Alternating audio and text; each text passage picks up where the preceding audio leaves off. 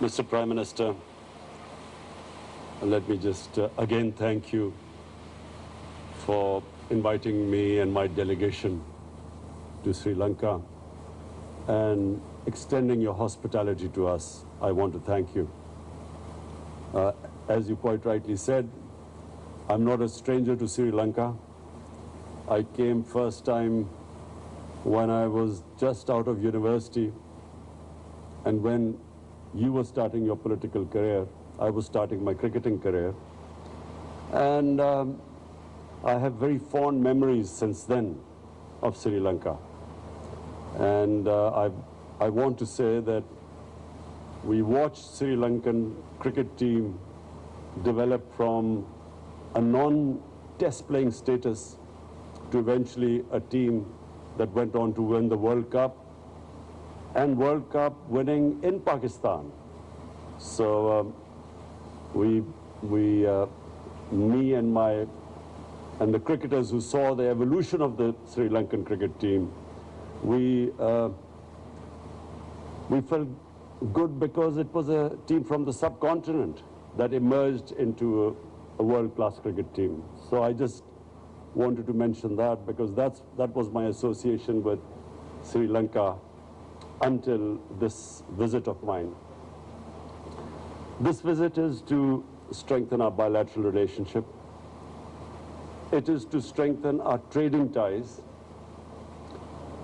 Pakistan is part of the Belt and Road Initiative of China. CPEC is one of its flagship program, and it means connectivity.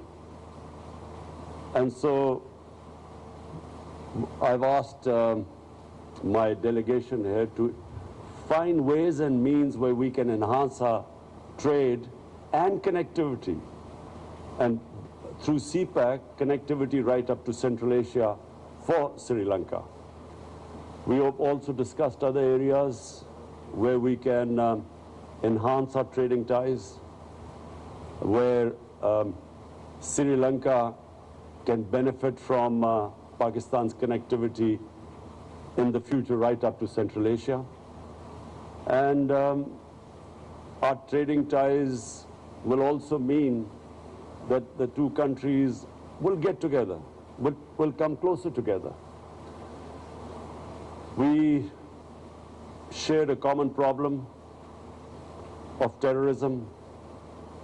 Pakistan suffered 10 years of the worst kind of terrorism where we lost 70,000 people. And we know that Sri Lanka for 30 years combated terrorism. And I'm pleased to say that Pakistan played its part in helping Sri Lanka to resolve this problem which was impeding your development and your growth, and a country which relies on tourism can never progress if there is terrorism. Can't have investment if there is terrorism, because that's what happened to Pakistan.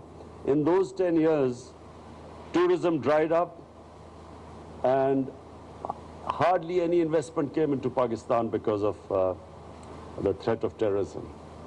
So we share that common problem, and now we have faced another problem, which is the coronavirus. I know Sri Lanka has suffered like all those countries which depend upon tourism. And we discussed how the developed countries can help the developing world at this time. That the developed world right now should not be insular. They must realize that this is a problem that has afflicted everyone, but specifically it has hit the poor countries more, and the poor in all the countries much more. The poor have suffered everywhere, but the poor countries have suffered the most. So we have discussed how we can jointly work on the poor countries from getting debt relief. In Pakistan, we came up with the biggest stimulus package in our history. $8 billion. But when you compare the United States, the stimulus package in the United States is almost $3,000 billion. US has a population of 330 million. Pakistan's population is 220 million, 70% of the US. And yet the total amount of money we could give as a stimulus package because of those who suffered from the coronavirus was $8 billion compared to $3,000 billion in the US. So this is the discrepancy. And the coronavirus has exposed this huge inequality in the world. And that's why I feel that the world organizations like the United Nations should step in and look after the countries that have taken a real beating because of this coronavirus. Apart from that, Mr. Prime Minister, I want to invite you again in front of the media to Pakistan. And Pakistan has probably one of the greatest Buddhist heritage in the world. We recently discovered a sleeping Buddha, which is probably the biggest in the world. It's a 40 feet sleeping Buddha, because the north of Pakistan was the center of the Gandhara civilization, the ancient Buddhist civilization. So we are also going to invite people from Sri Lanka to come over, and we are planning a Buddhist trail where all the great shrines and places for those from the Buddhist community, the religion, can come over to our country. And of course, I start with inviting you most of all, Mr. Prime Minister. And thank you again for your hospitality. Thank you very much. And thank you very much for